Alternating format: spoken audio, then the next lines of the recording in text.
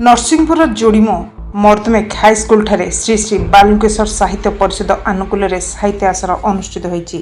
कवि निरंजन महापात्र सभापति प्रोफेसर कुलमणि बारिक मुख्य अतिथि समाजसेवी शक्ति प्रसाद मिश्र मुख्य वक्ता अतिथि भाव में आईनजीवी देवदत्त मलय कुमार बराड़ शिक्षाविद कलिंग केशरी प्रधान कवि विनायक मिश्र जोगदे ग्रामांचल साहित्यर प्रसार निमंते समस्त को सचेतन कराइथिले। ए आसर में कवि प्रभाकर गुरु परेश महापात्र तनुजा साहू बीणापणी जेना संतोष नायक कालंदी चरण परिडा प्रदीप दल बेहरा दिनेश कोछायत पंचानन पंडा अरखित साहू सोनलता साहू सुरेश साहू शेष में बालुकेश्वर विद्यापीठर प्रधान शिक्षक धन्यवाद अर्पण करते। Narsinghpur Devdutt Malay Kumar Barad Odisha mobile TV.